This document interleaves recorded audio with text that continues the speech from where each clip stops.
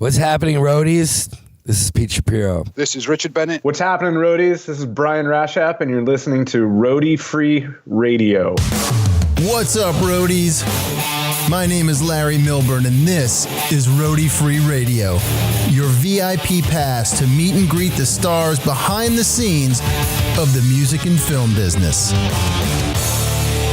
All right. What is happening, my friends? Welcome back to another episode of Roadie Free Radio. This episode happens to be episode number 124. My guest this week is production manager, tour manager, bass tech, and bassist, Mr. Brian Rashap. How are you folks doing? Thank you for tuning in. Listen, if you're paying attention, it probably sounds a little weird right now how I'm recording this thing. So let me break a couple things down for you. First of all, I've got a sick dog, a sick son, a wife who's away again traveling, and I can't really get out to the barn to not only record the episode properly on my Electro Voice RE20, but I can't really bring this stuff over right now either. So turns out I had my Rode Smart Lav Plus with me, and I decided to download the Rode app for the phone, and I'm going to do it this way. And I'm recording it into the phone right now, wearing this little lavalier microphone. Then I'm going to shoot that up to Dropbox, bring it back down to the computer so that I can bring it into Adobe Audition and do the episode, because I got to bring it out to you. So I'm sorry. I apologize if it doesn't sound like the normal studio thing, but I got to do what I got to do. All right. So let's move on past that. Let's give a happy birthday shout out to a couple of past rock and roll roadie women, Miss Mary Broadbent and Miss Jill Eva Craig. Both have been guests on the show. Happy birthday, ladies. I hope you're well and rocking it out there. If you're hearing this on Monday morning or any time past the Oscars, how did you do? Did you win your Oscar pool? Who won? I don't know. We don't know at this point. I'm not recording this after the Oscars. I'm pre-Oscars. I'm Sunday afternoon pre-Oscars.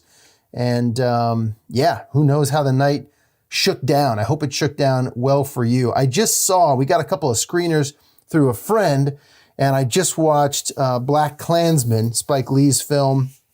I hope he wins, man. Spike has been putting it out there for a while. We also watched The Hate You Give, George Tillman Jr.'s directorial film. Good stuff. We got a lot of issues with race in this country, man. And these two films really brought it home. And I hope we work. I hope we work it out. You know what I mean? Also, I just put up a video about editing this week, about how to make yourself a great editor, how to transition from being just an okay editor to being a great editor, film editor that is. So check that out up on our YouTube channel. Also, guys, we are sponsored today by my friends, Stage Hands Clothing out in Chicago. They are a husband and wife team, and they have created the one-stop shop for backstage professionals who are always working hard behind the scenes and count on high-quality, durable workwear, man. If you need some apparel, you need a cool tactical piece of gear, they've got it. They've got you covered for your next task at hand. If you use the code ROADIE over there, you get yourself 20% off that entire order. All right, now look, today's guest is Brian Rashap. This dude, man, we had a chat. I got to tell you, first of all, Brian, as I mentioned, he's a production manager, he's a tour manager, he's a bass tech and a bass player, all right? He's currently handling the production manager and tech duties, bass tech duties for Mr. Phil Lesh of the Grateful Dead. Phil Lesh, dude, I mean, those some big shoes to be taken care of right there. And he's doing it. He's also the newest bass player in the Mother Hips, a favorite band of mine, coming out in the 90s, I guess, mid-90s, early to mid-90s, out of Northern California. They're still out there rocking. They got a new album out called Chorus. All links to this stuff are in the special mentions section on the website of roadiefreeradio.com. But Brian lives up in Santa Rosa, California. And man, we just had a great time chatting about his career and music and being called by the muse.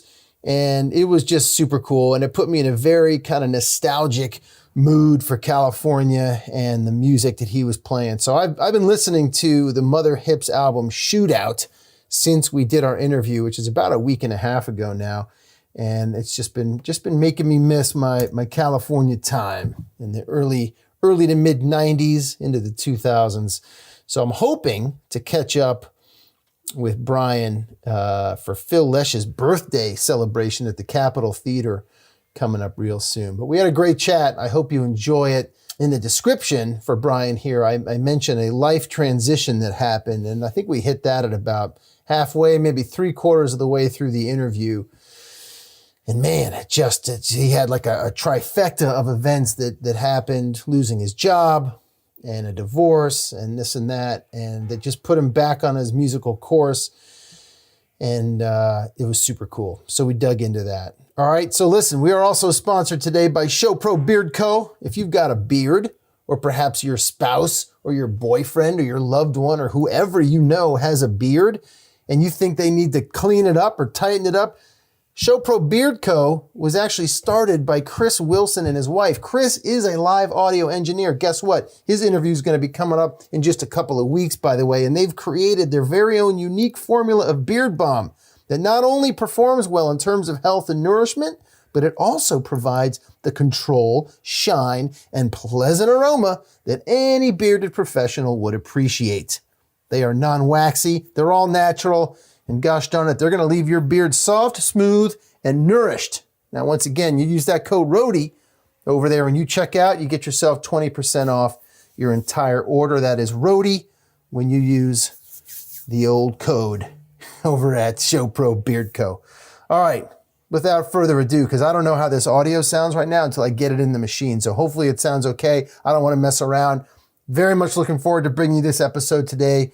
So enjoy, and we'll see you on the next one. Here we go, Mr. Brian Rashap. Hit it! Call yourself a roadie. Call yourself a roadie. Call yourself a roadie. Brian, where are you calling from today, dude? Where are you? I am in Santa Rosa, California. So that's like an hour north of San Francisco, Sonoma County. Yeah, nice. Is that where you're from? No, I originally grew up in Southern California, in Los Angeles, until I was 8. And then my family moved to Newport Beach. So kind of down the road, down the 405. Yep. And grew up there. We moved there in 83, and that was home. A lot of open land back then, and the beach, which was like my heaven. So yeah, it's just gorgeous. Now, what do you like better? Are you a Northern California guy or a Southern California guy? Yeah, I am. Yeah. So this is where it gets interesting. My birth parents, because I was adopted, so my birth parents were from LA. But in '74, when you're a high school student and you get pregnant, you kind of she's on a vacation. So I was born in Wairika. Sure. My parents, my mom and dad, who are my mom and dad who raised me, they were in LA and they had to drive up there, or they flew to like Bend or something, pick me up, and then drove me down to LA. So I'm a SoCal boy by way of NorCal. Politically, I'm very much more NorCal than Orange County, SoCal, although Orange County flipped and my folks helped with that. But, and then I love the beach. I love going to the beach, but up here it's like the ocean and it's scary and dark and sharky. Scary and dark. Wow. Having lived in LA for 15 years and having traveled up north, I see what you mean by the scary and dark part. I would not want to go swimming, in the San Francisco Bay. Yeah, I think the best way is like up here it's ocean. It's ocean. Down there it's like beach. Right. And like the way it rolls off your tongue, it's it's fuzzy woodland creatures versus dragons. I don't know. Got it. Yeah. Got it. So to answer the question, you're at home in Northern California. I'm at home in Northern California. Yeah. Yeah. And then visiting my folks, and they live in the same house since '83. So visiting home, it's home, and I walk around and I'm like, oh man, if I could live here, but NorCal is where I dig it and choose to be. Are you getting hammered right now with the rain and the crazy? There's like there's some kind of river, some kind of atmospheric river. An atmospheric, yeah. It's I mean, today as I look out, it's gray. It's not raining right now, but we'll get some blue sky, I think, a little later today. But it has been insane. It's so much rain has been happening, so much coming down. Do you know Nixle, the little? It's like a emergency texting thing that they do. Yeah. So a couple days ago, it was like every hour it'd be like, okay, flash flood is still going to be on. Be careful of that for the next 2 hours. All right, next 2 hours. Roads have gotten pretty decimated, and it's definitely a lot. And for us, like my family and I live on the mandatory evacuation line for the fires that happened a year or so, 2 years ago. So it's been a lot of earth happening. Yeah. It's funny. I was one of the many of migrations that moved out after the Northridge quake in '94. Yeah, sure. I was like, oh, it's going to be super cheap out there, and went for it, and it was okay. It would rain, in that January time, and sort of LA's winter. And as an East Coaster, you would deal with people freaking out because they didn't know how to drive in the rain and the weather. And, horrible drives. But didn't experience. I'm trying to think that there were some fires, but it wasn't crazy. Toward the end of my time, like 2008-ish, there was that big fire. And you'd step out of your apartment, and it was like, wow, you could see a glow and sort of smell it. Yeah. Right. But since then, in the last 10 years, almost 9 years, shit's gotten crazy out there.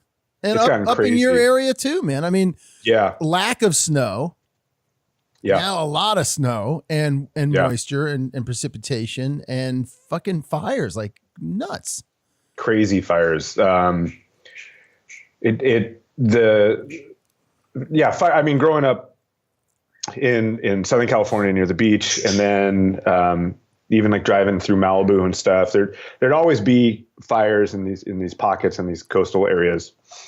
And watching the way that they've changed to now becoming just super fierce. Yeah. And there is no warning. And seeing what happened in Paradise, I totally get it because we experienced it here. Right. Now, did you get evacuated? We got it. Yeah. We were out of the house for 2 weeks. Damn. A neighbor woke us up at like 1:30. We saw stuff that was going on. There was a red glow in the air, and I drove out at maybe like 11 p.m. that night to go see how close it was getting or where it was, and wasn't able to get onto this road here, this Brush Creek Road, because a building was just burning. So coming back and then going to bed, a neighbor woke us up at like 1:30 in the morning, and my folks were here. And we were out of the house in 15 minutes with the cat and the cat carrier, the dog in the car. And my parents stroll out of the bedroom like with packed luggage because they were leaving the next day. They're like, well, we're just going to keep driving south. I'm like, and then they left, but then they were like driving into a fire in Southern California as well. So it's kind of nutty. But you got kids? Yeah, I got kids. Yeah, I got 2 kids. I got my son Elliot is 10, and then my son Aston is going to be 12 in April. Nice. So yeah, we're stoked. We're a happy little four-piece family with a dog. And they were with you. You have to get them out of the house. They were with they were with us. My wife and I got us out, and were they freaked out? There's a bit of beauty in having a situation like that in the middle of the night, because you get to deal with a slightly incoherent kid, which makes it a lot easier. But Aston is one of those, he wants to know what's happening. He's like, what are we doing tomorrow? What about next week? And I was thinking if we did this. So, Yeah, he had a moment where he was kind of scared. He's got the makings of a good production or tour manager. Yeah, exactly. Yeah. Oh my God. Yeah, I'd get fired from that crew for sure. But yeah, so you sit down and you talk to him for a minute and you say, buddy, it's going to be great. This is what we got to do. Yeah. Let's get out. So where'd you guys go? We head out towards the evacuation center, and as we were getting to kind of the cutoff to where you can either get on the freeway and go south or go straight ahead, another Nixle came through and was like, fire has jumped Highway 101. And at that moment, it was calling my wife Karen in her car and saying, because she had the dog and I think the cat, go south. We're going to Rohnert Park, which is like the next city south of Santa Rosa. And then getting my folks as well and like, go south, and them being like, they couldn't figure it out. So it was this moment of mayhem, but we got down to Rohnert Park.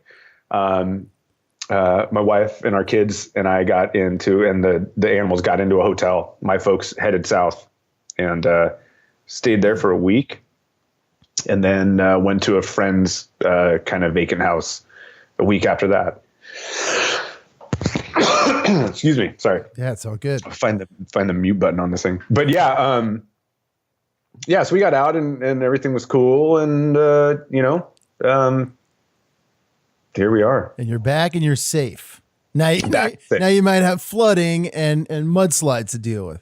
Yeah. And we've got a hill here, so it's one of those things where you're always there's a lot of water. Yeah. A lot of water. But I imagine, Brian, that all this is good for the musical muse, right? All this turmoil has got to be floating around in your brain, man. It is, and it's something where I'd have to say that it's another, I guess, life experience that throws a 5-gallon jug full of perspective on you. Yeah. And I remember when we got out of the house, it's not that we didn't really have time to grab stuff, but none of it mattered. Yeah. No, for me as well as doing this production stuff, I'm a musician, I'm a bassist. Yeah. And I left them all. I left all my guitars. I left everything. Wow. Because excuse me, it's something that it didn't really matter. It was getting the 8 of us, considering the animals, out of the house, and what happens is going to happen. So from there, it's like the first gig was maybe a week or so into it, and it was more like I got to go do this for myself. And even playing that was just this surreal experience where I wasn't present. I was there, I was playing, but my mind had been blown again, and I was just out of body kind of playing, out of body experience. So, wow. And yeah. Not necessarily in a good way, it sounds like. Not in a good way, because I was away from the family. Right. And it really was. It was like 2 weeks of like not being in the clear. But I would say it was because I'm now who I am, partially because of that. Yeah. And I like that stuff. I like being, I think I do. I like being thrown into that chaos and having to figure the way out. Yeah. Yeah. It's weird. Not one bass. Didn't grab one bass. Let me ask you this. Had you had an extra 3 minutes, what would have been how many basses do you have, first of all? I have some. I have, we've got a real addict on the line here. Yeah. I've got, what do I have? I have 3 Lakelands. I have an Alembic. I have a Martin. I have my Lyle. I think right now I have 6. Okay. Like bass guitars. Yeah. I have a double bass, and then I have like a few acoustic guitars, like 2-3 acoustic guitars, and then I have 2 electrics. So It would have been a lot. 3 minutes. It would have, yeah, 3 minutes. Three extra minutes. What would you have grabbed? I would have grabbed, instrument-wise, I would have grabbed my Heritage guitar. I would have grabbed my hollow body Lakeland, and I would have grabbed my Alembic brown bass. Nice. Yeah. Nice. That would have been it, yeah. But and I have an old Telly bass, but that thing smells like cigarettes and like a pawn shop. So it's like you leave that in the house that's burning and you grab it last because it adds more character. Right, exactly. It comes out with some scars, maybe. Right, exactly. Yeah. What's our amp selection, Brian? Amps right now, I mean, I've been playing Mesa Boogie for forever. I worked there for a bit of time in the 90s. But other than that, they've been really kind to me, and I've been on the roster for a while. And so it's a bunch of Mesa Boogie amps that are different. Nothing too vintagey, nothing that really couldn't be. I think I have like one prototype, but nothing that really could have been or couldn't have been replaced. So right. Now, when you said you worked there, did you work at the Mesa on Sunset in LA? No, I worked at the factory. Oh, in the factory. Up here in Petaluma. Yeah, that's one of the really cool things up here is that there's a bunch of innovators, a bunch of people that, back in the day in the 60s, 70s was like, I think we can do that better. Let's check it out. Yeah. And Mesa Boogie is one of them. Alembic is up here, which they started it all. Yep. Getting so on instruments. And then Modulus is up here as well, or was up here. I think they're coming back. And a bunch of small, almost boutique style manufacturers. So it's a pretty cool area. I think it definitely is one of the things that called me when it was time to go to college up here. So that's awesome, man. And I want to jump back into those 80s years and whatnot in Newport and what formed it. But before we get there, so Santa Rosa, where is that compared to like Sebastopol? East by 14 miles tops, I think. Okay. No. I'm sorry. It's not even 14 miles. Sebastopol to Santa Rosa is 7 miles, I think. Okay. Nice. Yeah. I like I said, primarily Southern California, would come up there to visit a bit.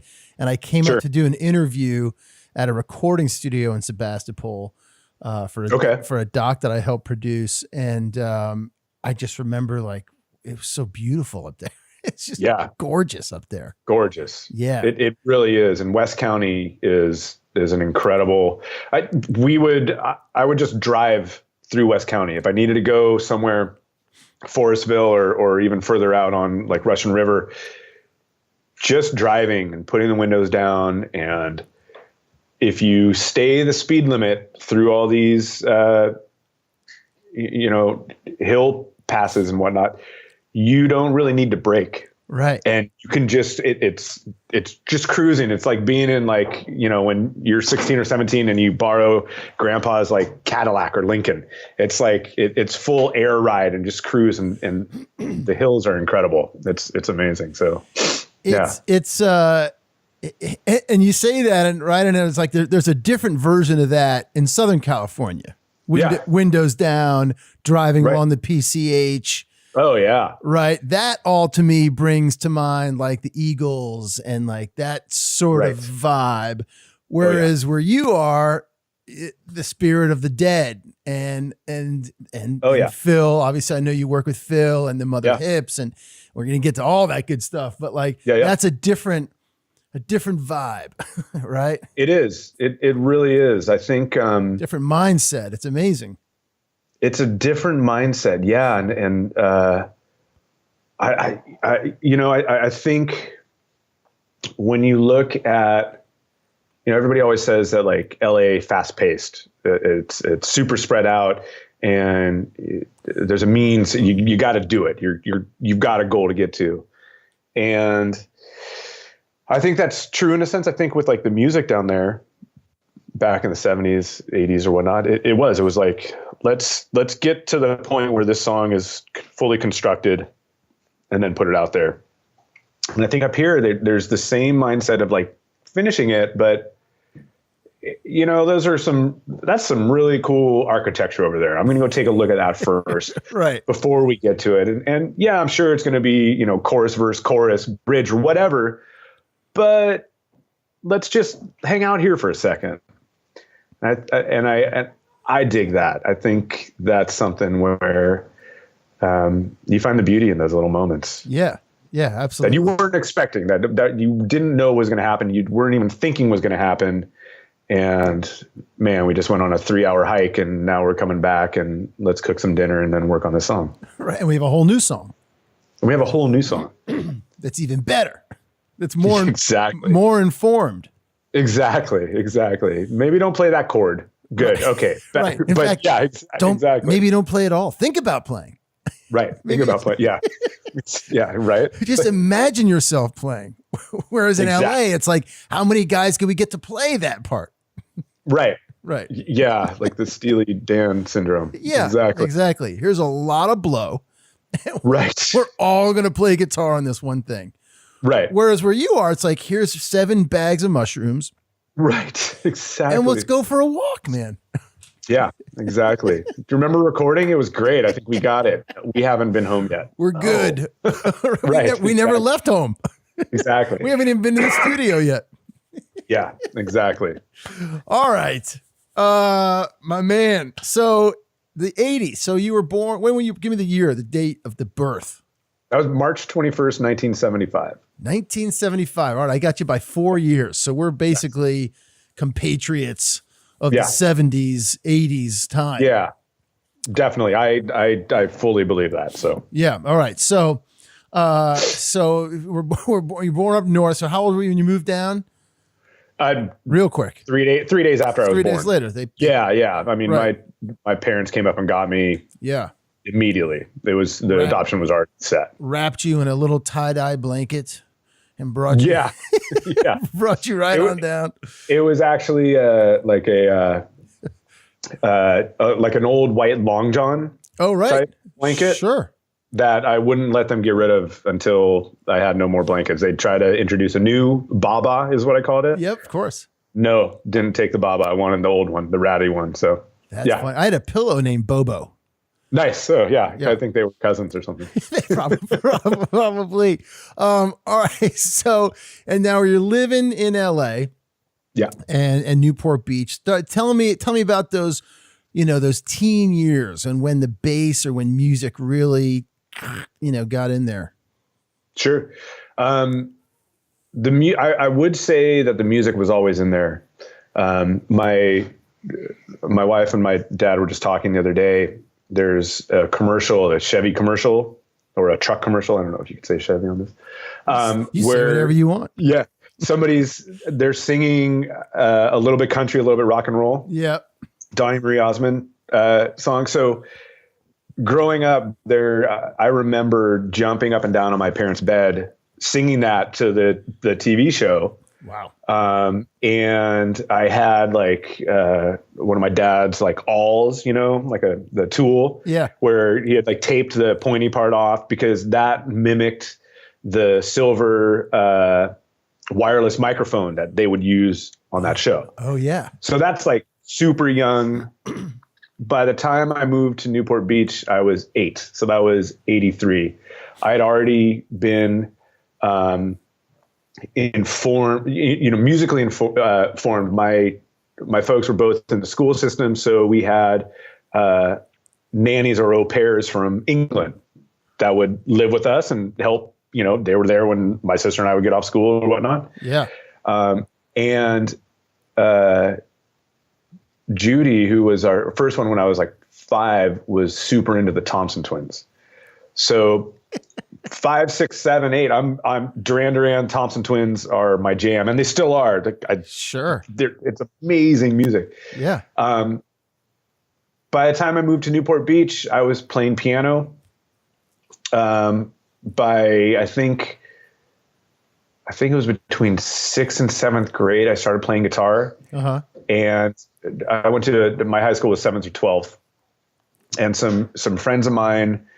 Mainly, I think Cam Carter and Brett Papa. And Brett Papa does a online guitar course now. They started showing me like Rocky Like a Hurricane and Iron Man and songs like that. And then in ninth grade, my best friends and I wanted to do we wanted to be a part of the lip sync. Uh-huh. And everybody plays guitar like 7th, 8th, 9th grade. So as we were doing that, we realized we had 3 guitarists, and there was what about a bassist? And it was like, well, just, use the guitar and fake it as a bass. Well, lucky for us, I mean, we didn't win or anything, but a really good family friend, Elliot Salter, owns a pawn shop in LA. And he and my dad have known each other since the early 60s or mid 60s. And he loaned me a bass in ninth grade. And it was either like some super duper heavy PV bass, or it was because I know I had like a 70s P bass from him at one point. But anyways, this bass that I was going to borrow for the week and then give back. But that was it. Like I realized the music that I really listened to was this 80s stuff that was super bass oriented and groove oriented. I was super digging Rush at the time. I was into all these bass driven bands, and you listen to Geddy and at first it sounds super complicated, and then you realize he's just playing around a chord. Right. And that clicked with me pretty quickly, that I could essentially ring out a guitar power chord on a bass and play those notes and put some separation between them. And oh my God, I sound like I know what I'm doing. Yeah.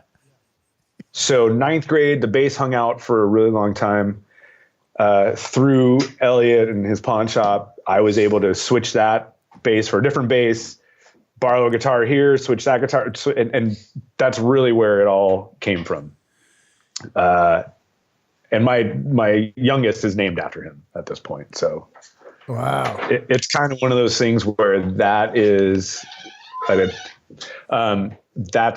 where it all came from. So bass stuck, and it really hasn't gone away. And it's something that you're always able to find work. It's totally true. Yeah. And I that's where my mind is. I love guitar. I like playing it. I wish I was better at it, but it's bass. I don't know. Right. Yeah, no, it's funny you said, what you said about like playing the chord and just finding space within that. Yeah. And whatnot, because I'm primarily a guitar player when I get a chance to, with a 3-year-old now. And nice. and client work and stuff, but so the guitar is like slides down the scale. You can see I got a few behind me, but I know I've been checking them out. Shit, man, it's been a little bit since I've gotten to play. But when I was in LA and I played a bunch of bands as a guitarist, and I got asked to play in someone's band for a while, play bass, and I had a Fender, Squire bass just to have to record. Right. And I was like, all right, so I'll use this thing. And it was amazing because you could kind of find your way. Yeah. And as long as you're hitting something sort of low and deep in the mix, it's like, you're playing live, like, might fuck it up here and there, but you can kind of get around it and learn that way. And the other important thing, and I've talked about this before on the show with people, is like, it puts you in a whole different section of the music. And suddenly you're jamming with another person who's the drummer. Right. Like, and you're in the back, because I was used to being a singer-songwriter guitar player. Sure. And this was great. It's like all that pressure's off and I can just like groove with this dude. Yep. And it was awesome, man. It's a really cool, and then it reinforms your bass playing and your guitar playing. And the cool part is, if you're a guitar player, it works for any instrument that is your main instrument, I think, right? You grow up and you have a bunch of riffs and you have all these things that you've been working on for however many years, and they're just in there. Yeah. And when you go to a new instrument, you don't have that. You don't have all that baggage. No. So you're free to find all this other stuff. And I'm a big reggae fan, and I used to put the reggae, whatever the station is on Sirius in my studio, strap my bass on and plug it in, and just like because I grew up learning how to play by ear because we didn't have YouTube Sure. and all that shit, right? So just like I'd give myself whatever those 3 or 4 minutes on a tune was, like, you got to figure it out now. And then once that song's gone, you're on to the next song, you know? Yeah. Oh, yeah. Great little fun, you know, things like that. But yeah, as opposed to just sort of chunking along, you know, on the 2 and the 4 on the guitar, but the bass, like, and even that, so simple, but those simple few notes that you can drop into a bass line can make, they're so profound. It's crazy. I find it interesting that I feel like you can throw stuff in there and it sounds fine, and then when you don't throw the stuff in there, you're like, oh, that sounds better. Right. Like, oh, I'm not taking that space. I'm going to leave that alone because that's like the drummer's space, or that's somebody else. Yeah. I did, I went down to my drummer John's house, and I'm playing in the Mother Hips right now. And so I went down to Hofer's in LA, and we did a sectional, and it was something where, for me, I've listened to that music forever, since the early 90s. I've played it in my bedroom. I've done covers of it with friends and whatnot and everything. And so going down there, we were really trying to get to the point where how are we going to play this music together? And with really like no preconceived ideas or notions. And we got to this point where one thing that I really like to do is I like to pull out of the 2. When you get the crack of the snare, I don't want to be there. I want it to be silent because that snare needs to take up that space. And we worked on a bunch of these tunes and like dissected them and broke them down to where we were able to do that. And so now it sounds, for me, instead of a real big bass line that's super busy and even rhythmically busy, not necessarily like a bunch of flashy notes or whatnot, but there's a couple tunes now where it's so sparse that snare crack is like, it's a shotgun blast to me. That's so awesome. It's pretty rad. It sounded great before, and I was happy with what we were doing or what I was doing for the music. And now I feel even better about it because of stuff like that, of taking out that note. Sure. And finding your place. And finding your place. Oh yeah, definitely. That's a big thing. I mean, you talk about a band like the Mother Hips. It's been around since the 90s. Yeah. Right. You got to work your way in there. You do. And you know, it's really funny. I've loved every iteration of that band. I've held them in the highest regard. You know, the respect I have for them and the music and their craft is beyond words. It's cool to be able to take one song and listen how, you know, the original bass player, Isaac, how he wrote it. I mean, he wrote that line. Right. And then to check out how Paul played it and what he did to it. And then to check out what Tunis did to it. And then even to check out what Gabe was doing to it the last couple of years, and be able to go, this is great. I don't want to emulate any of you guys. I can't play like you. There's nobody like you. How is this going to affect me? And like, even just saying that, you realize it already has affected you. Right. And whatever does come out is going to be authentic and is going to be the next way that it's played. So sure. It's pretty cool. And if you're a fan and you had been tracking through all those years, it's in your head, right? It's in your head. It's in your heart because you jammed out to them along the way. And so how could you not emulate in some ways? And now you're just putting your own little accent on it. Yeah. So the Mother Hips came through. You're the second guy who's been on the show that's worked with the Mother Hips, Charles Twilling. Oh yeah, I know Charles. Right? Yeah. He was the other one, and he was the first guy that I got to like talk to about the Mother Hips. Yeah. I used to work in LA at a club called Fado Dough on Adams Boulevard. Okay. Down in the hood when I moved out there. Yeah. And it kind of got its name because I think Keb Mo started out there. Oh, got it. Okay. And this white guy bought an old porn theater / cafe Yeah. Steve, I think that's how it goes, right? Steve Yablock. Yeah, right. Steve Yablock. That was his name. Okay. Crazy guy, sunk all this money from Chicago, sunk this money into this crazy place in the hood in LA, Yeah. and started booking all these amazing bands. And I bartended, I managed, went from open mic nights there to like playing there and doing some sound there for a bit. And the Mother Hips came through 96, maybe 97, Sure. something like that. And I bought the album. It was Shootout. Oh my God. And That I album is played incredible. the shit out of Shootout. Yep. And then I kind of kept track of them, but I never got another record. I don't know why. I just like didn't, but I always loved the sound. Oh yeah. And they were part of my LA soundtrack for all those years. Yeah. And it wasn't until like the last couple years that maybe they showed up on a Relics mix disc. You know how Relics magazine puts out those samples, right? And, yeah. and I was like, oh, fucking Mother Hips, man. Yeah. And I know they have the new album Chorus out. Chorus, right? Yep. And then Twilling came on and I saw his credits. I was like, dude, the Mother Hips. He was like, yeah, man. So it's awesome to get to talk to you about the Hips. And, and sneak around the corner of some of that lore of them and whatnot. And I just looked at your guys' tour schedule. I hope to God you're not coming anytime east that I could see, but I hope you come. Where are you? I'm in Connecticut. In Connecticut, we are. I think that will be happening later this year. Okay. I know that. Let's see. This next weekend we go down to Southern California, and then the week after that we're in the Southeast. So I think we get to Asheville, North Carolina, is the furthest north we'll make. Yeah.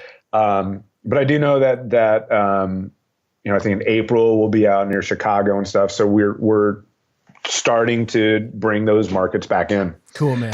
Which is great because I can only speak for myself, I guess, but I know we're all having a blast with this. So good. Yeah. So tell me which also came first. Actually, let's back it up. So you're high school, you're playing. When did you start feeling like, you know what, this music thing's got legs? I think I'm going to do this.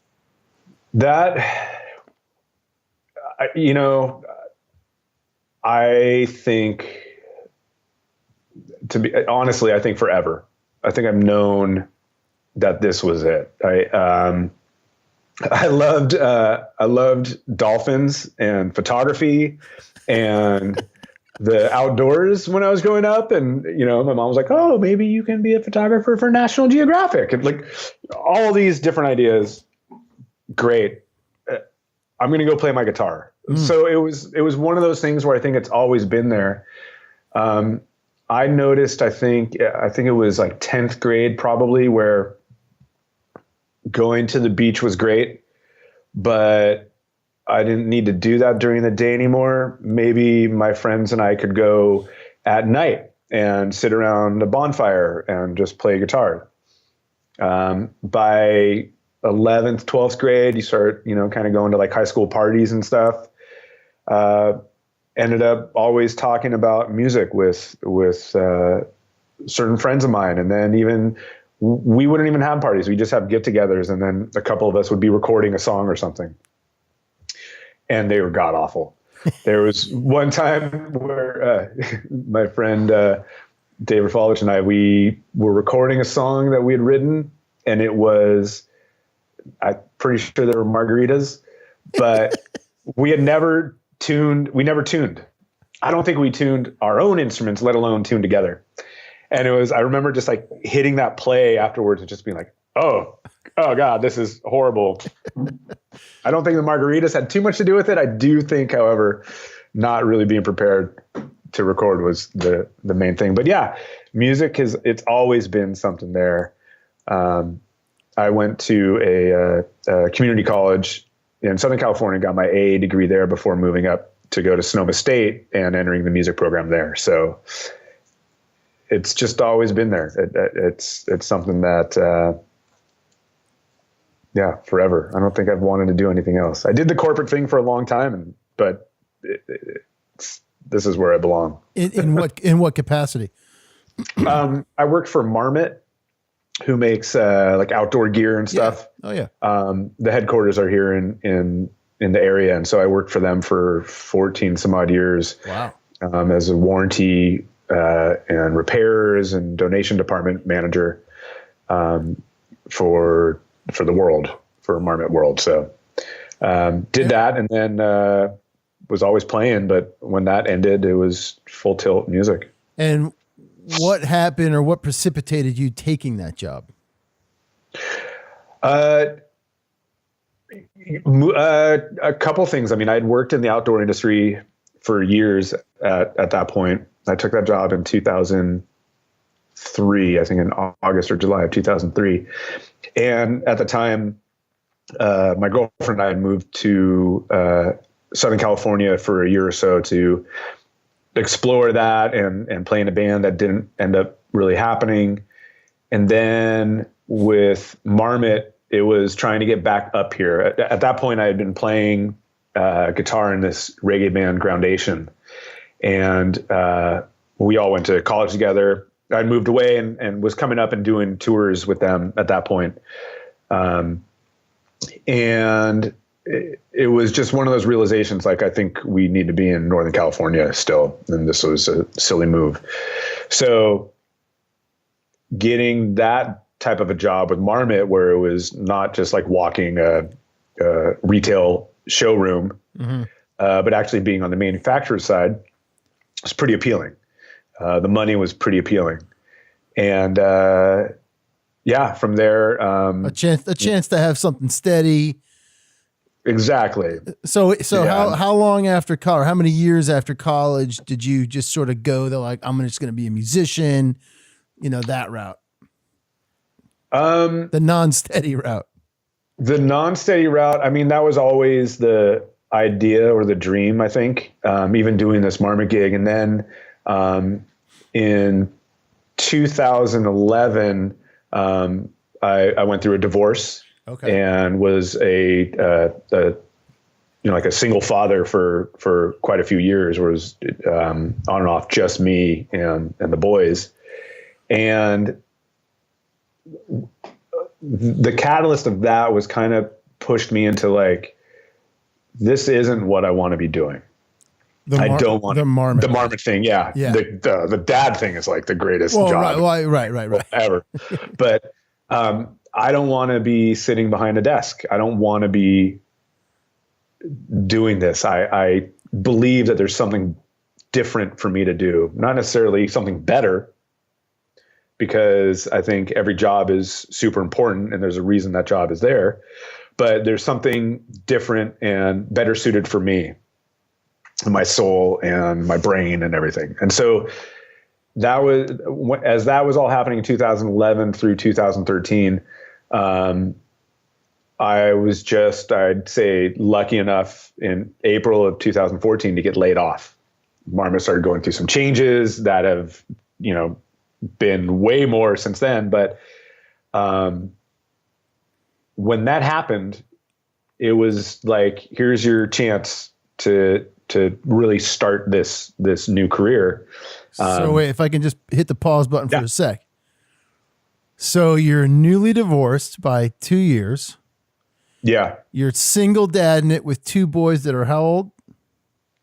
At that time in 2011, they're just 3 and 4.5. 3 and 4.5. You're working a desk job during the Monday through Friday, basically. Yep. And then gigging all the time outside of that. And trying to gig on top of that. Yeah. And then you get laid off.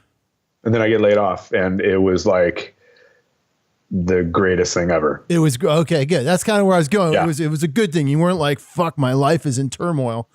No, it's as it was happening, and the HR lady was getting me to like sign the paperwork and stuff. Yeah. And her hand was like shaking. And mind you, I'd been there for 13 some odd years or whatnot. Yeah. Or 12 years, I guess. I like put my hand on her hand and was like, Laura, this is okay. This is great. Like, it's cool. I'm not going to freak out. Nothing's getting broken. Right. Nobody's crying. let's just smile. Right. Like, how fast can I get out of here, Laura? Like, I don't need to wake up tomorrow morning for this, really? Like, Right. I'm not, and I loved it, and I love the people I work with, but I don't have to deal with somebody's shitty, dirty, gross jacket that they've had since 76 ever again. It's Right. just my dirty stuff. Amazing. So yeah, it was something where I knew at that point, like, the soul was going to start, regenerating.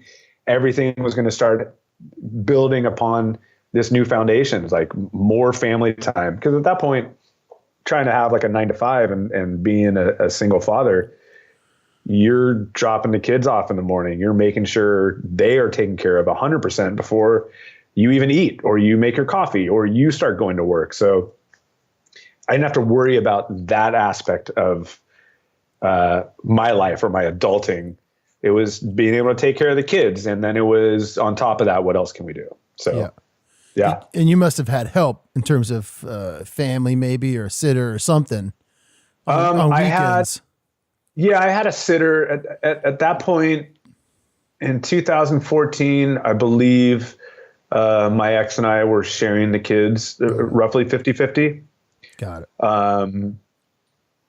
So yeah, I had that. My parents are in Southern California, so them coming up was they would, all I would have to do was call them, but yeah, it's a little harder. I don't know. Yeah, a little harder. And when I going through all that stuff, I don't know if it's something where it's like you don't want to be somebody else's burden. Yeah. But it's more like, for me, I wanted to feel all that. I wanted to know and be present in what was happening, and know that, one, I don't want to be in that situation again and have to deal with what I was dealing with. But also, like, how can this be spun into a positive, and how can we all learn from this and stuff? So yeah, there's a lot of help, but I did a ton of it on my own. So. Sure. Oh, I'm just trying to, obviously there's a lot of single parents out there, mom or dad, and who are trying to follow their passion and raise kids and do all this kind of stuff. And so, I'm just curious of the balance. There was definitely a balance, but then there was also like, so in January, end of January 14, still at Marmot on a Friday, my buddy Tim Bloom called me, and we were chatting, and he's like, "What are you doing tonight?" I'm like, "Oh, I got the kids, and I'm hanging out at the house. It's my weekend with the kids." And he's like, "We don't have a bass player." And Scott Tunis had ended up having a kind of a medical emergency, and they had gigs lined up for the weekend and needed somebody to fill in. So I was like, "Great, I'll see you in Folsom by 7:30 or something." Put together like the worst little like overnight package, for the kids to take. Did the same for myself. And we started driving to Folsom, and I had a really good family friend, excuse me, in Sacramento that ended up taking the kids for the night, which was great. But that was it. The balance is something to where, how can we do this? How can we all do this? And then the next night, I went down to San Luis Obispo with the boys and hired a babysitter through the Hips fans, and had another great experience. And now I've got these little road rats. That's another phenomenal town, man. San Luis Obispo. Oh yeah. Shit. San Luis Obispo is great. I love that place. Do you ever play on the radio down there? I don't even know if it's still on K-Otter. I don't think I have. I know in Santa Cruz, I've been on the radio there with a couple different things. San Luis Obispo, I don't think so. I know that we played Slow Brewing Company. I've played it a ton of times, whether upstairs or then I think Groundation actually opened up the downstairs for maybe one of our Bob Marley shows back in the day, where it had just gotten finished. Wow. Sandra Bullock was filming something out front. We were trying to sound check, getting yelled at by the director and stuff. Great town though. Amazing. Yeah, so cool. All right. So you start to get these breaks, as it were. Yeah. And you're starting to play. Yeah. And I can't believe we've been talking for almost an hour already. Damn. Oh yeah. And so when did the sort of like production manager, bass tech piece start coming in for you? For me, personally, I've always really dug some sort of schedule for the stage. I've always dug for myself, like nice, neat, right angle lines from cables. I want shit out of the way. I don't want anybody tripping over anything. Guitar players that had the rat's nest in front of me would just freak my mind. Although if you look around the house, there's a ton of stuff everywhere, but the stage and the silverware drawer are mine. That's organized. Stay away. So, I mean, that was always there with me. As far as with really getting into it and being on that side of the stage, I helped the Hips put on a festival in Southern California at Pappy and Harriet's called the Desert Dust Up 2. That's another fucking great place, Pappy and Harriet's. Yeah, Pappy and Harriet's is great. Oh. So we put on like a 2.5 day festival there, and that was kind of fun. I liked knowing that if it was getting done, I was a part of it, and I knew it was start to finish done. So that kind of appealed to me. And then almost a year ago, you know, Phil's guy, Robbie Taylor, who is like the guru of gurus of you know, stage crew and tour manager, production manager, everything. He had just retired, or a year or so earlier had retired. And, you know, Phil was looking for somebody, and it almost like fell in my lap in the sense that I started talking to his tour manager, Tara Patton at the time. And she was like, you know, I've got this opportunity. You know, we know that you're a musician. We know that that's your first love or whatnot, but we also know you as an individual, and we think this might be a cool match for you to be production manager of the touring show, you know, the family band or Phil and Friends or whatever he ends up doing. If it's another Bobby and Phil duo tour, I'd do the same thing for him on that. And somebody that he trusts, and that's actually a musician and a bass player at that. Had you known him before? Had you met him? Oh yeah. Many times. I started playing at Terrapin Crossroads, which is his venue restaurant in Marin, I think at the end of 2013. Okay. And from a couple gigs doing there, I started becoming a regular. I was doing 25 gigs a month there for a year, half a year. Yeah. And in doing that, you know, you see Phil a bunch of times, you meet him, people go up and take photographs and this and that and whatnot. And for me, it's like, let's make sure I want to know this person before I'm not going to go goo-goo over somebody. So now, were you a fan prior? Like a huge fan. Yeah. Huge Dead fan. Okay. High school, gigantic Dead fan. College as well, but I was on my own trajectory at that point. And it was kind of one of those things where, I'm not going up and grabbing a picture and signature. I'm just freaking out that he's sitting there watching my band play, or this group of musicians I'm playing with play. Yeah. And why is he looking at me right now? Like, stop looking at me. Like, oh God, I think I screwed that note up. Whatever it is, you know. Yeah, yeah. So that was 100% there. Fast forward a few years, now we've played together. I've we've either shared the stage where he comes in and he does a set or a few songs, and I take a break or I jump on a guitar. We've done shows where I'm actually one of the guitarists in whatever band that we put together, Terrapin, with him. Rapping out. And so it was kind of one of those things where it was like, I'm not playing in anything that's taking me on the road for months on end. I'm not doing this, not doing that. I'm playing here at Terrapin, and this might actually be kind of fun. Make a little cash, and more than that, just learn. Just shut up and learn. Like I was talking to somebody yesterday, and I was the things that I do now changed because of working for Phil and working with him and being in his presence. So that's really where the production side and the stage and crew side of things came from, was Phil.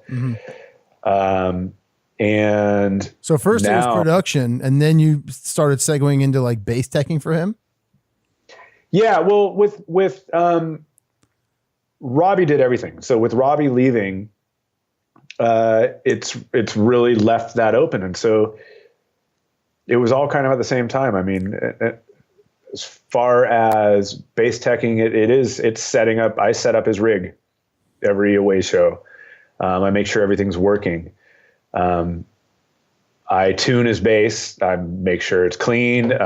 If the neck goes out, I'm the one that's freaking out. Like, how much more do I hit this truss rod? Right. I'm trying to do it. And that being said, me saying that I'm doing it, it's like the crew is really, I'm the idiot on the crew. I'm the guy that like is just play bass. Right.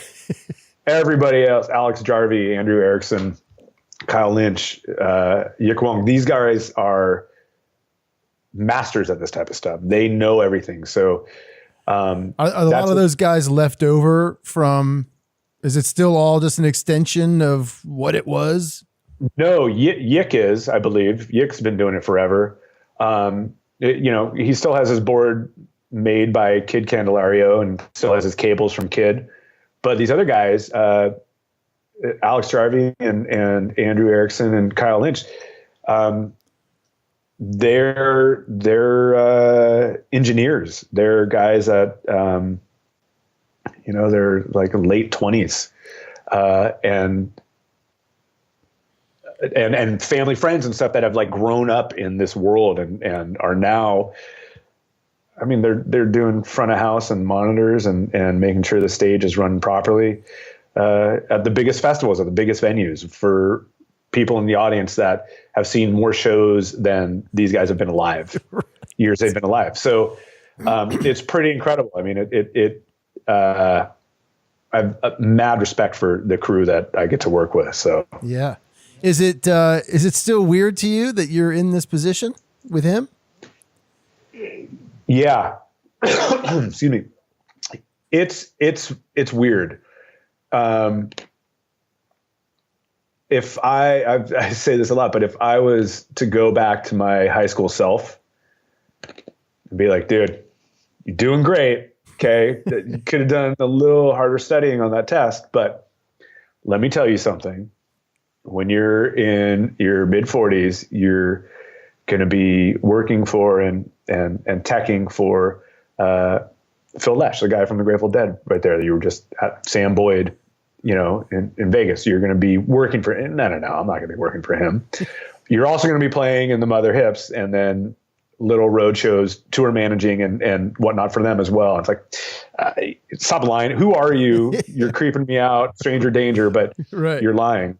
So it does trip me out. And I think, I try to keep it together. I try to not think about it, but occasionally, yeah, it's like, oh my God. And what happens when the worlds, collide in terms of like, you got a Hips commitment, you got a Phil commitment. I assume you're going with Phil. Well, because that's two sides of you, right? If one side needs to nourish the player's soul, the other side's got to feed the piggy bank. Yeah. Well, and I think for me, honestly, I go with the Hips because it's much easier to find somebody that can set up Phil's rig and tune his bass than it is to find somebody that knows, 40, 50 songs to go on the road for a weekend. Yeah.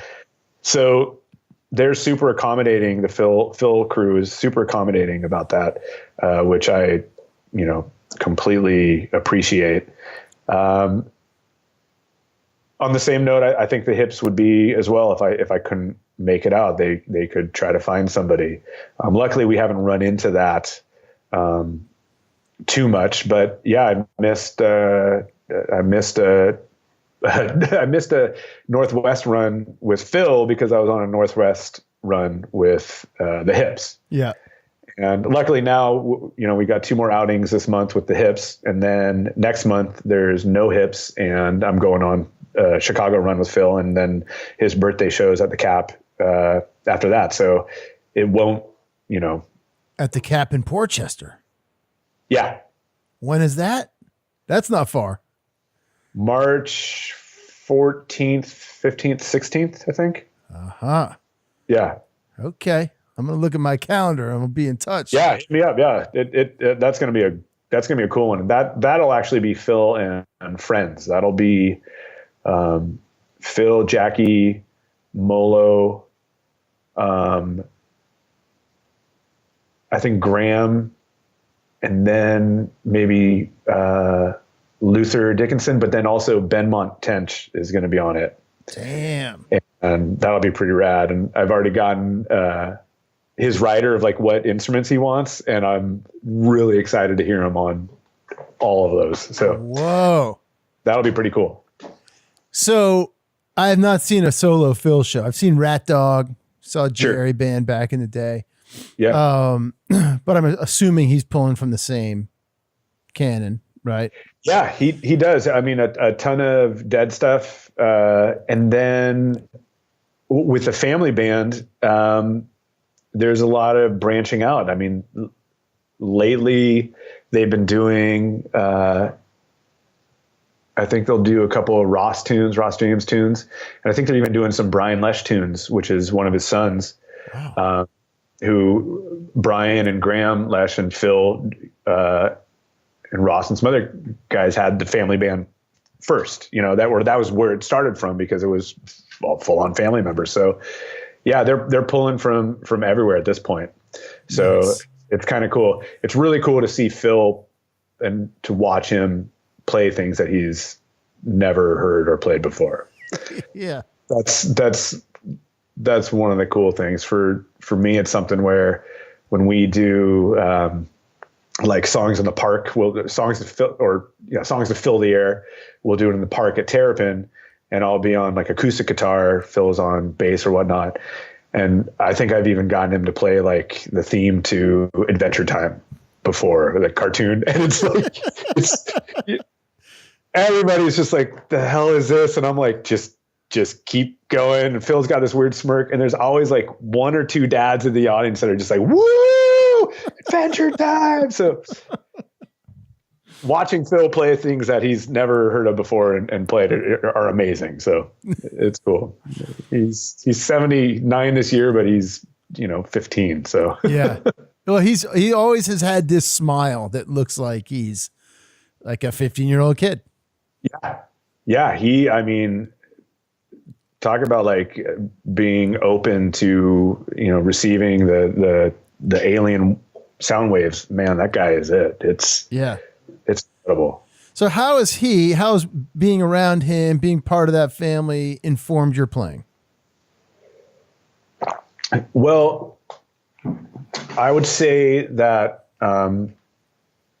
before this, although I do feel like I pay a lot of attention to my tone and the style I play, I also was quite a bit of the like plug and play, where I feel like you're going to know it's me playing no matter what I'm playing through or what I'm playing on. And one of the things that's changed for me is that every show we set up the stage, we make sure it's working. I make sure his rig is, the program that he used the gig before or the night before is brought up, and, the Galileo is ready to do its job. And then everybody clears the stage, and he comes out for about half an hour, and he tweaks the room and his rig for the room. And it could even be the same room as the night before, but it's not the night before. It's this night. It's tonight. So him spending that amount of time and really trying to figure out the sweet spot for what he wants to do that night has changed for me in the same way, where, before I used to like leave if there was an overtone that was just, really getting big, and I was like, okay, be aware of that note, that high F sharp or whatnot, and don't hang on it. Hit it maybe, but don't let it build up. And now it's something where I'll actually sit there and I'll try to dial out that frequency. Another thing is like with these instruments, with electric basses, especially fretted, and with electric guitars, you could tune each string, and every string is totally in tune. And you go and play a D chord, which I think is always the most telling chord for me, and that D sounds like hell. The notes are not in tune together. So whereas I would usually just do open string tuning, Phil tunes on the neck, and he uses just A's and E's and tunes across the board. And I think for one reason is that's the position he usually plays in. But two, he's making sure that the instrument is in tune throughout. You're not always just going to be playing open notes. You're going to be playing up here. And so I've kind of adapted a version of that to my tuning and my playing, where whether guitar or bass, open strings are great, but I want to tune to the neck, and I want to make sure that the notes that I'm going to be playing are in tune and with each other. And you can definitely tell the difference. So that's another one of the things that I never really did that before. Yeah. What, you mentioned when you were approached that this opportunity was coming up, that they said to you basically, we know you're a musician, and we know you, and we know what kind of individual you are. We think this would be a good match. What do you think it was or is about you that creates this good match? Like what does it take, I guess, to be someone who could be invited into this circle? Oh man, like luck. I don't know. I feel, I think it's really personality. I mean, I'm an Aries, so there's a fiery side to me. Phil is almost an Aries. Our birthdays are very similar, but I think that being a bass player first, and even when I was playing guitar growing up as my main instrument, bass player mentality is very different. I think you have a better sense of the whole and the goal of the whole, or the organism. I'm a musician, right? So it should all be about me. But here I am in half of my profession, making sure somebody else's show goes on properly, and that they look good, and they sound good, and that they're not being taken advantage of. And I think that comes from the same place, that same mentality of this is what's good for the organism. It's not about me. I want to make sure that you're having a good time doing what you do. And I have a blast, like watching the show and listening to it and seeing the little smirks and smiles and grimaces that the band does within each other. And kind of not having to, I don't have to deal with it. It's not me out there that's like, oh my God, is he mad? Is he happy? I can't tell what these guys are. So I think that's a part of it. Also, like, I'm older than a lot of these people. There's stuff that, although I could get fired up on Facebook quite easily, I think there's a bit of me that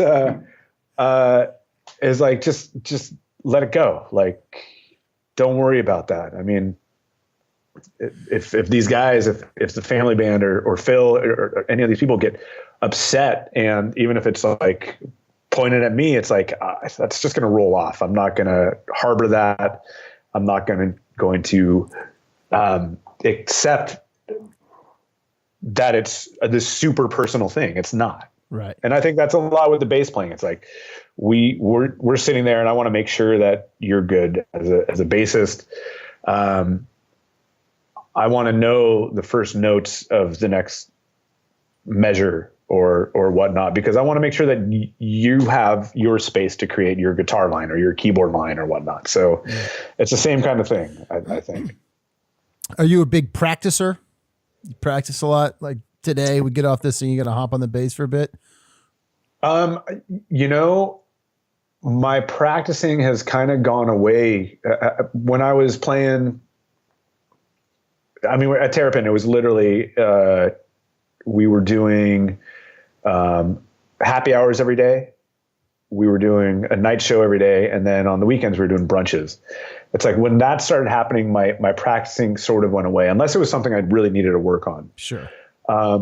Today, I have this, I got a new bass in August from Lakeland. And I just reached 50 gigs on it. So I changed the strings, and right behind us here is another bass that I'm going to change the strings on, and I have another one. So I'll probably do that. Practicing, probably not so much today. We got some family stuff we're going to do, but I'll be practicing this week. I mean, the hips go back out, and although you see me play a lot with like a iPad, with the hip stuff, I need it all internal. I don't want to be reading anything. I know the music quite well. It's now getting the muscle memory connected into it. So maybe not practice today, but there'll be some practice. I'd rather just sit on the couch and watch a movie with the family and just have an instrument in my hand and play a little bit. So how far the hips, you guys all spread out? We're spread out, but not too bad. John Hofer, the drummer, lives in LA. Okay. So he's the furthest. And then Greg Loyacano lives in Novato. So he's 30 minutes away from us. And then Tim Bloom lives in like Fairfax. So he's just a little bit further. We're all pretty close. So you could hook up with those guys near you to do some writing or whatever. Are you involved at all in the writing process with them? Or are you? Not yet. I mean, this is pretty new. I'm pretty sure I'm going to be here for a while. So that's kind of how we're all planning on it. So the next album, I bet. But we all, I mean, Greg and I talked earlier today for quite some time. He actually introduced, he and his wife, Carolina, introduced my wife, Karen, and I a few years ago. Yeah. So, and then he actually performed the ceremony for us. So it's like, we're pretty close. Yeah, we're tight. We're tight. Yeah. Yeah. And is your wife in the industry too? She is not in the industry. Bless her soul. She helped create a small grocery store chain over 15, 16 some odd years, maybe even 20 something years, in Marin County that got bought by a larger company a couple years ago. And that was one of the things that like Greg and his wife were telling her, like, okay, we want to introduce you to this friend of ours, but he's got some kids and he's a musician. X. And he doesn't have a job right now. but now she's a part of like planning. She gets the industry, and to make things even more fairy tale and greater than they ever could be. In December, she actually adopted my boys, so now she is their full on mother, and it's incredible. So she's not in the industry, and I don't wish that upon her, but I would use her. She's good. Yeah, she's all right. She's great. She's doing great. So yeah. That's awesome, man. It also doesn't sound like you're out for 6 months at a time doing monster tours. No. Oh no. I mean, with the Phil thing, it's supposed to be like 7 days a month tops. Wow. A couple or more, but Greg's got 2 beautiful kids and Hofer has a beautiful daughter. And so we're all parents, and Tim's got his cat Robbie. And so it's one of those things where we love what we're doing, but we also like being home and being with family and stuff. So yeah. Good deal, man. Yeah. Good deal. Brian, this has been fantastic, man. It's been really nice to connect with you and, get a flavor of the Northern California thing as I freeze my ass off here in the Northeast. I know, right? Oh, man. God. Yeah, you too, Larry. This has been awesome. This is very cool, brother. So I thank you so much. And we'll be in touch. Maybe I'll see you at the Cap. Yeah, let me know. Send me an email. Brian, my man, thank you so much for being on the show. I appreciate it. It was a lot of fun to have you. Guys, stay tuned next week. Episode number 125. We got front of house engineer for Pigeons playing ping pong, Mr. Eric Miller. You can follow us during the week at Twitter, Facebook, Instagram, SoundCloud, iTunes, Google Podcast, YouTube, and Spotify, all as Roadie Free Radio. Check out the website, roadiefreeradio.com. Send me a note, because you know I want to hear from you. That's info@roadiefreeradio.com. And friends, in the meantime, you all be safe out there.